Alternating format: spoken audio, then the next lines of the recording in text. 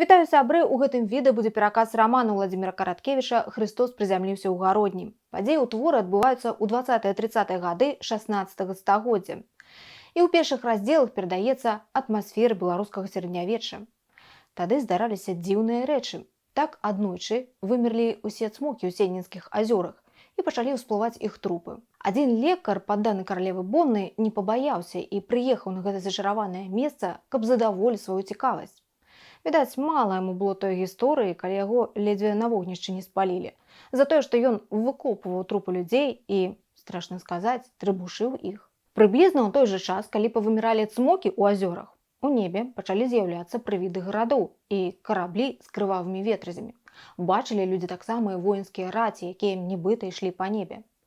Здавалася, што гэта Божы знак. Не інакш. Відаць, дажывае чалавецтва апошнія часіны. А ў дадатак да ўсяго неяк па небе праляцеў агнявы змей з доўгім хвастом. І найбольш смелыя пайшлі агледзець тое месца, куды ўпаў метэарыт.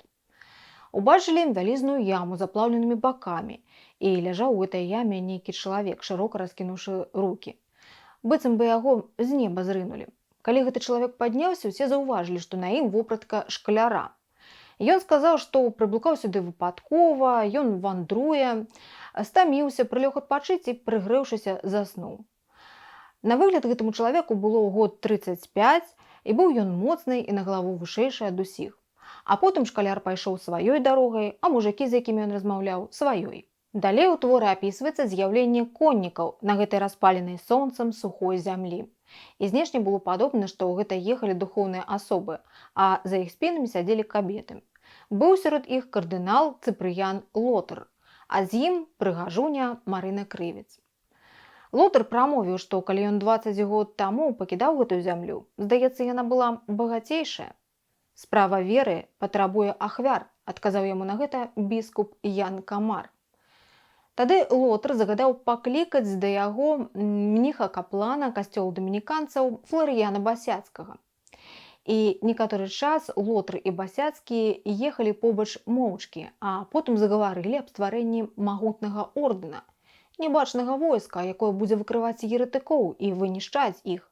Толькі не так груба, як гэта зараз робіць дамініканскі ордэн. Басяцкі заўважае, што ўсё адносна і трэба вынішчаць еретыкоў, бо заўтра яны могуць стаць моцнымі і тады непазбежна страціць сваю моц сённяшняй олдары жыцця.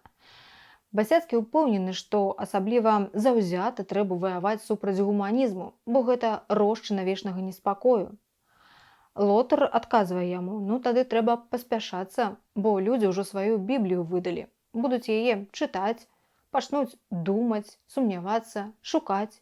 Небяспечная гэта тэндэнцыя». Калі Лотар і Басяцкі перапынілі сваю размову, у іх з ратоў вылецелі дзве маленькія істоты, якія моцна нагадвалі д'яблаў. Так Караткевіч паказвае нам, што гэтыя служкі царквы не былі свядомымі воінамі цемры. Яны проста былі людзі свайго саслоўя, якія баранілі сваю ўладу і веліч свой мяккі кавалак. Так піша аўтар. І дадае, яны былі прадстаўнікамі свайго часу, таго, што ўжо аджыло. Але такіх як Лотар і Басяцкі тады было шмат, а супраць іх біліся адзінкі. А потым Лотар звяртае ўвагу на мноства мышэй, якія яўна накіроўваюцца ў гародню. Басяцкі заўважае, што, напэўна, мышы чуюць, што там ёсць хлеб. Спасу ад іх няма ў горадзе. Трэба над імі ўчыніць Божы суд, каб не казалі потым людзі, што прадстаўнікі царквы засталіся абыякавымі да пакут народа. І праз некаторы час і сапраўды адбываецца суд над мышамі. У суднай зале сядзяць Лотар, Басяцкі, Камар, воєт горада Цыкмон Жаба, бурмістр Юстына, таксама варта, з якой Караткевіч асабліва вылучае дваіх – гіганта Пархвера і змрошнага воїна каржакаватага Карнілу. Што тычыцца мышэй, то суд вынес такое рашэнне. Трэба іх выгнаць за межы княства і выдаць ім ахоўную грамату ад катоў і варон. У той жа момант, калі адбываецца суд над мышамі, у гародню прыходзіць мужык Зянон. Ён жыве ў вёсцы Занямонне. І ў горад яго прывёў голад. Ён спадзяецца, што тут зможа купіць хаця б трохі збожжа. І дзіўная справа.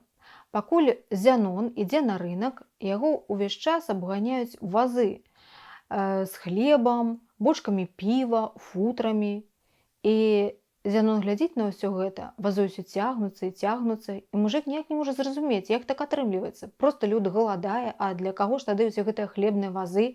Бо і ў мяшчан хлеба таксама няма. Зянон жа бачыць, якімі вачыма яны глядзяць на гэтыя вазы, такімі ж, як і ён. А далей у творы з'яўляюцца такія персанажы: каваль Кіры Квястун, мешчанін Ціхон Вус, дудар, мечнік Геў Турай, яго сын Марка і сябра Маркі Разьбяр Кляонік.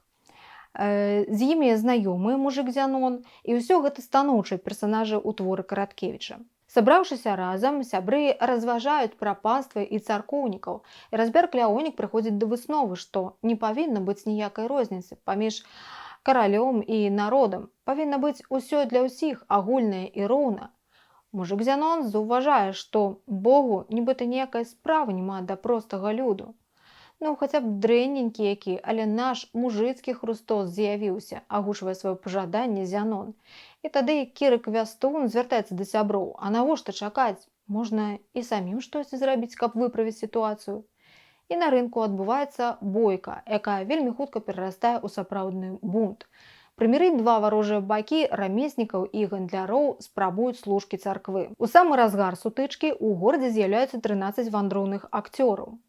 Яны прыйшлі ў гародню пасля няўдалых выступленняў у мястэчку Свіслач. Там іх пастаноўку не ацанілі, закідалі іх пратухлымі яйкамі. А ставілі яны спектакль па біблейскіх матывах, распіналі Хрыста. І ў гародню яны з'явіліся ў адпаведных касцюмах і з крыжам. І ўсе настолькі былі ўражаны гэтым незвычайным шэсцем, што бойка раптоўна суцішылася. Царкоўнікі падумалі, што гэта нейкія самазванцы, і загадалі іх схапіць.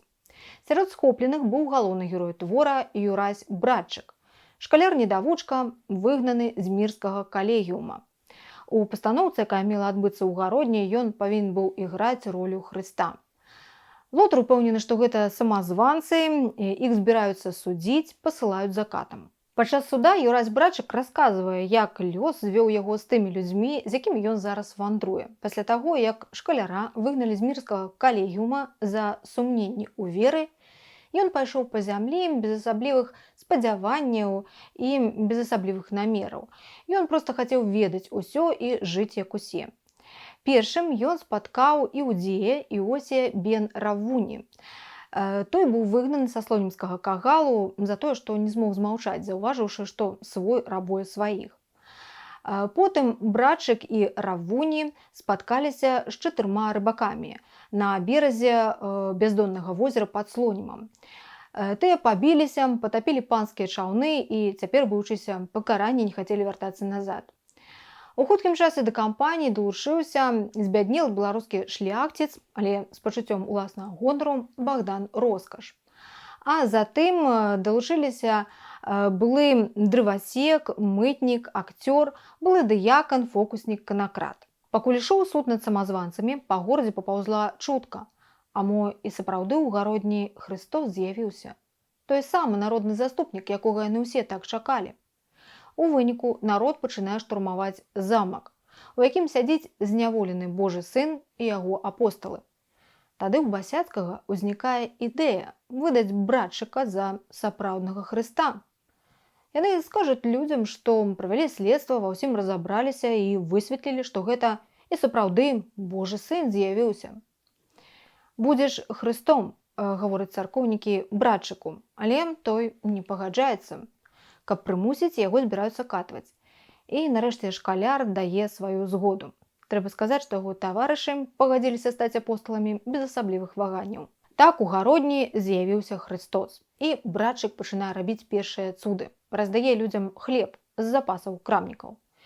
І народ у выніку яшчэ больш паверыў у свайго мужыцкага Хрыста. А вось Разьбяр Кляонік незадаволены тым, як усё павярнулася. У размове з асветнікамі, вучонымі і гуманістамі Бекішам і Крыштофічам Кляонік гаворыць, што яны збіраліся тут парадак навесці імем Хрыста, а атрымалася так, што гэта царкоўнікі народ у дурнях пакінулі. Крыштофіч заўважае, што гэты Братчык, на яго думку, махляр і самазванец, а Бекіш гаворыць, што ў гэтага Хрыста і яго апосталаў морды такія, што, спаткаўшыся з імі ў заволку ўначы, спужаешся.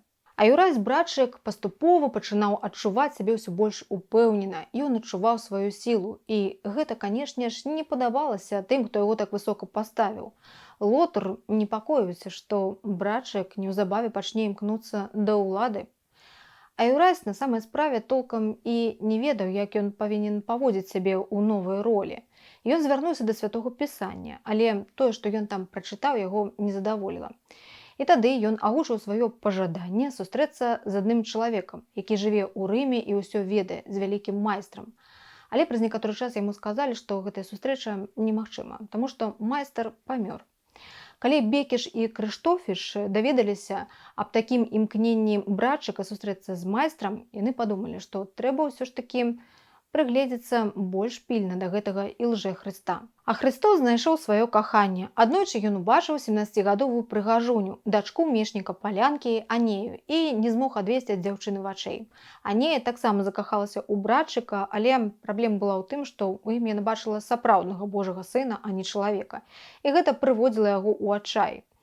Ён паспрабаваў прызнацца Анеі, што ніякі ён не Божы сын, а шкаляр, валацуга, але дзяўчына і слухаць яго не захацела.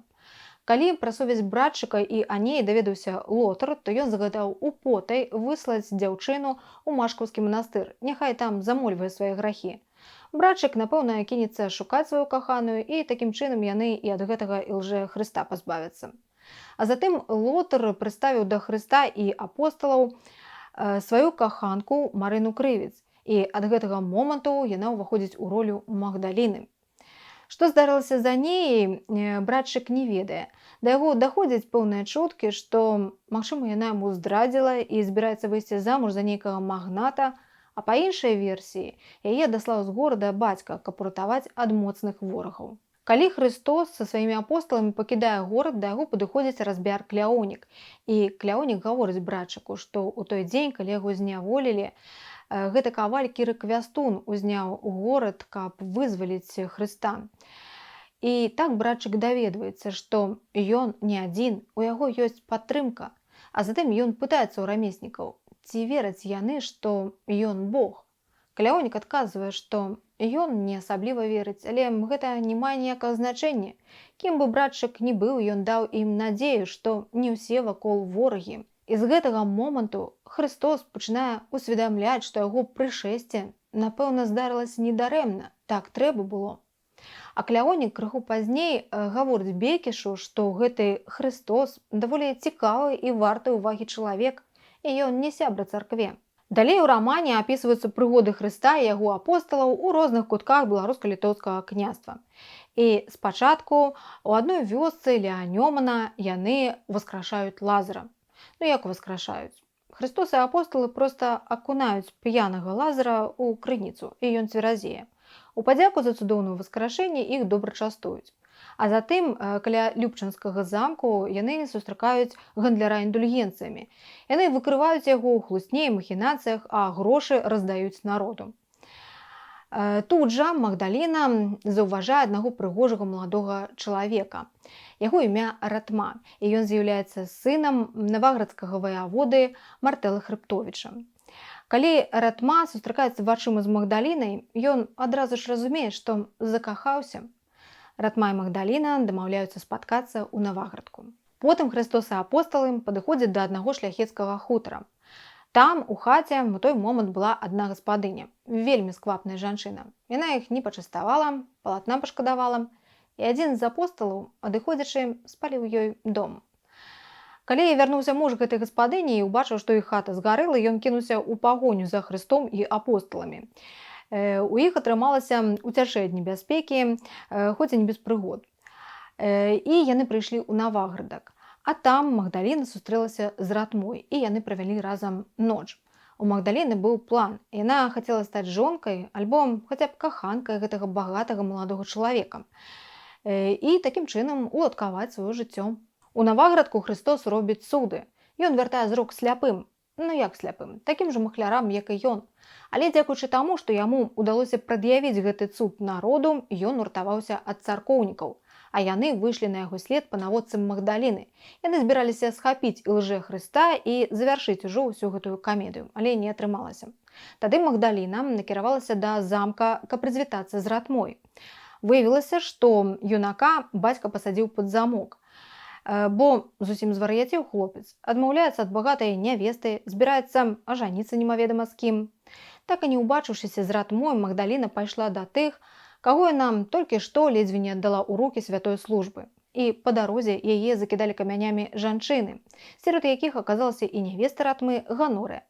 Яе выратаваў Юразь, і пасля гэтага Магдаліна вырашыла, што яна больш не будзе дасылаць паведамленні Лотру, і адпусціла ўсе сваіх голубоў з клеткі. І пайшлі яны далей па зямлі беларускай. І здарылася так, што яны сталі сведкамі таго, як інквізітары пакаралі ні ў чым не вінаватых людзей. Еретыкоў, а іх было 4, спалілі на вогнішчы, і сярод гэтых еретыкоў быў адзін, якога абвінавачвалі ў тым, што ён не чалавек, а быццам бы пераўвасоблены чорны кот, які раней належаў касцельнаму арганісту. Христос бачыў, як еретыкоў палілі на вогнішчы, але ён нічога не мог зрабіць, ніяк не мог прадухіліць злачынства. Аднак праз лічаныя гадзіны за невінныя ахвяры адпомсцілі тыя людзі, якія маліліся сатане.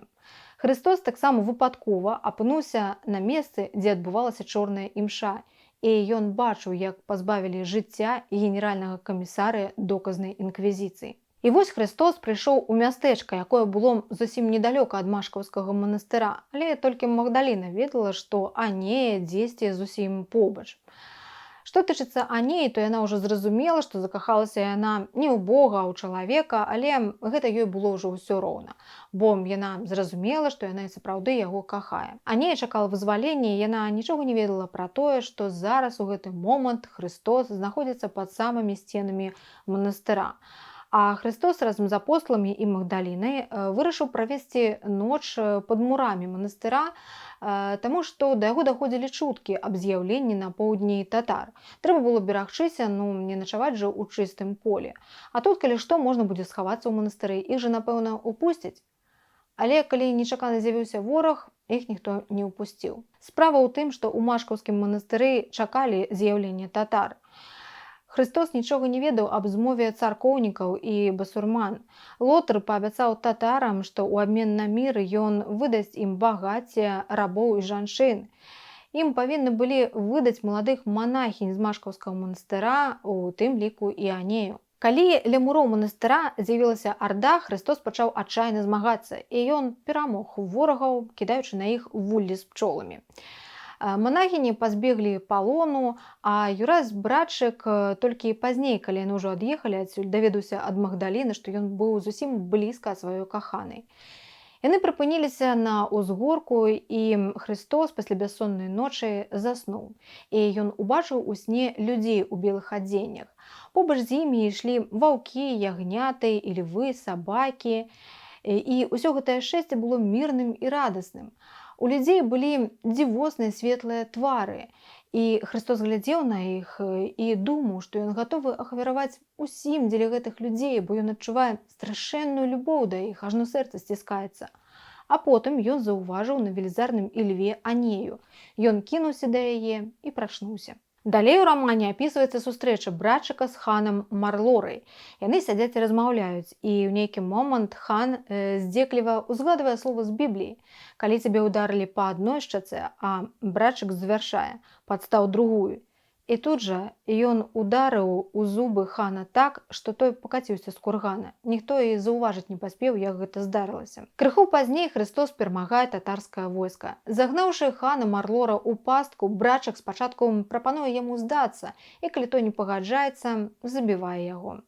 Калі Мурза Сялім даведаўся аб смерці бацькі, ён, вядома, захацеў адпомсціць. Набліжалася другая бітва. І да гэтага моманту Христос сабраў сваё мужыцкае войска.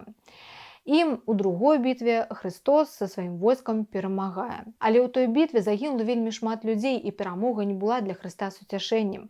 Калі прывялі на аркане схопленага Мурзу Сяліма, Христос яго не забіў, а клеймаваў і адпусціў, хоць той і маліў аб смерці. А затым войска Хрыста распалася. Да яго прыйшлі мужыкі і папрасілі адпусціць іх, бо іх зямля кліча, сеяць трэба. І Христос не стаў іх утрымліваць. Караткевич піша, што летапісцы ўсё наблыталі, назвалі братчыка самазванцам Якубам Мелентінскім, а яшчэ напісалі, што адпор татарам нібыта царква дала. Але гэта не так, ворага перамог народ. І перамога гэта стала магчымай, таму што Христос паверыў у свой народ і сам у сябе паверыў у тое, што ён народны заступнік. Адразу пасля бітвы з татарамі з'явіліся коннікі, сярод якіх былі Басяцкі і Карніла. Але ад іх Хрыста абаранілі мужыкі. Затым царква абвясціла анафему і лжэхрысту. А потым царкоўнікі паспрабавалі падаслаць да Хрыста забойцу. Але і гэтым разам у іх нічога не атрымалася, Хрыстос уратаваўся. І зноў Хрыстос сабраў сваё мужыцкае войска. Зноў узяцца за зброю мужыкоў прымусіў голад. І Христос павёў іх на гародню, дзе яны маглі здабыць хлеб і адпомсціць за абражаную веру ў чалавечую дабрыню. Божыя служкі не ведалі, што ім цяпер рабіць, бо яны разумелі, што Христос ужо занадта ўзвысіўся, у яго з'явілася місія, ад якой ён, напэўна, ужо ніколі не адмовіцца. Басяцкі паспрабаваў падкупіць Хрыста, але нічога ён гэтым не дабіўся. Тым часам Магдаліна ва ўсім прызналася Хрысту, і ён сказаў, што ні ў чым яе не абвінавачвае, бо яе і саму знявечылі хлуснёй. У выніку войска Хрыста ўзяло горад, а духавенства, войт і магнаты спусціліся ў падземны ход і пакінулі горад. Немаведама, адкуль з'явілася Анея, цяпер яна заўсёды была побач з Хрыстом. Мінула некалькі шчаслівых дзён, і мужыкі зноў прыйшлі да Хрыста і пачалі прасіць яго адпусціць іх, бо іх зноў клікала зямля. Трэба было сеяць.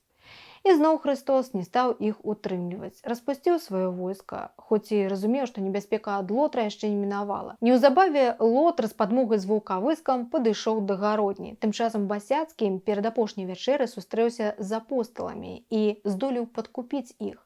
Здрадзілі ўсе, акрамя Фамы, у ролі якога быў шляхціц Богдан Роскаш, і акрамя Іуды, ролю якога выконваў Іудзей бен Равуні. А затым была ноч белых крыжоў, калі ўсіх паўстанцаў у гародні жорстка каралі людзі з белымі крыжамі на адзенні. Апосталы, якія здрадзілі Хрысту, збеглі. Хрыста ўзялі ў палон, але перш чым здасца, ён паспеў забіць дзідай паўсотніка Пархвера і дабіцца таго, каб узятых у палон Анею і Равуні адпусцілі. Затым Хрыста катвалі, але не змаглі дабіцца пакаяння.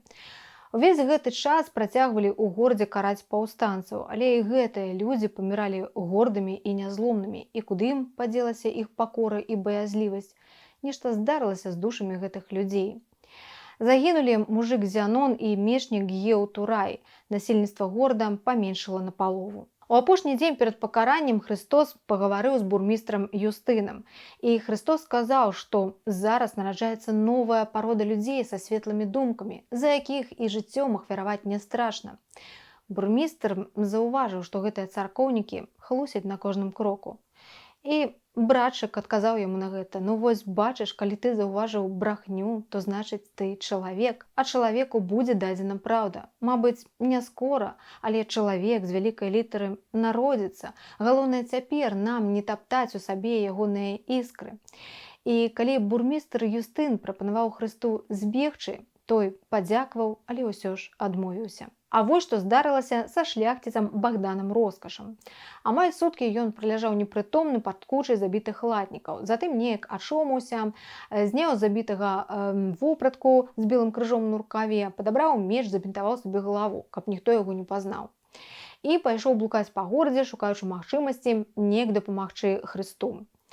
Напярэдадні пакарання Хрыста у карчме Богдан Роскаш сустрэў монаха-дамініканца, які ім расказаў, што вось зараз ён накіроўваецца да войта, бо той павінен зацвердзіць пакаранне Хрыста на вогнішчы. Але у войта цыкмуна жабы замест гэтага монаха пабываў шляхціц Богдан Роскаш.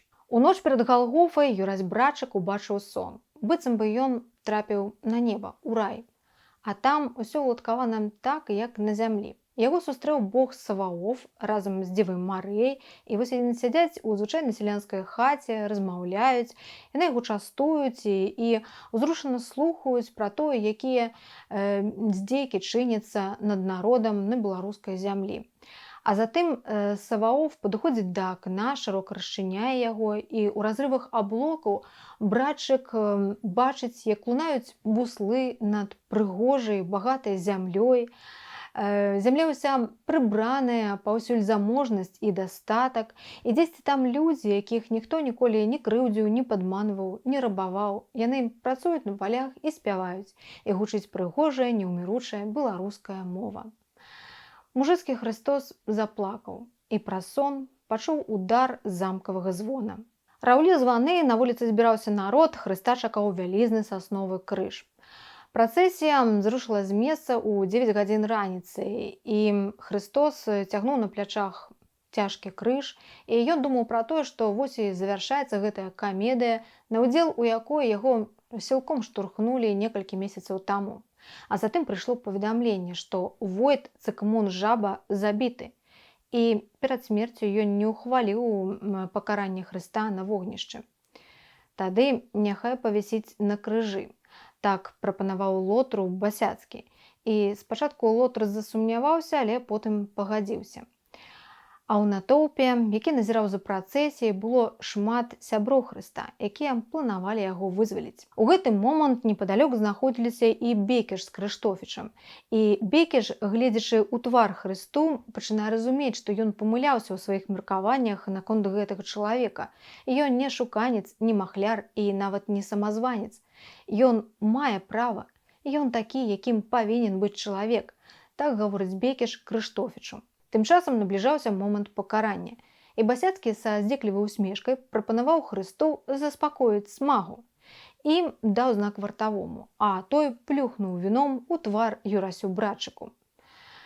За гэты жарт Фларыян Басяцкі быў тут жа пакараны. Богдан Роскаш выпусціў у яго стралу. А потым адбыўся выбух парахавых бочак, і царкоўнікі, варта спужаўшыся, кінуліся ніцма, а нейкія людзі, скарыстаўшыся момантам, сцягнулі з эшафота Хрыста. Так адбылося цудоўнае вартаванне мужыцкага Хрыста. У апошнім раздзеле рамана расказваецца пра тое, як Хрыстос і сябры ўжо некалькі дзён жывуць на хутары ў Фаўстыны, нявесты Кляоніка. Праз некаторы час на хутары з'яўляюцца Богдан Роскаш і Ціхон Вуз. І яны расказваюць, як Карніла расправіўся з Лотрам і Камаром. Ён заклікаў іх да сябе, а сам дамовіўся з ратмой, каб яго людзі абязброілі варту. Затым Карніла прапанаваў пастырам вырашыць справу Божым судом. Адзін супраць дваіх Карніла біўся на мячах амаль гадзіну.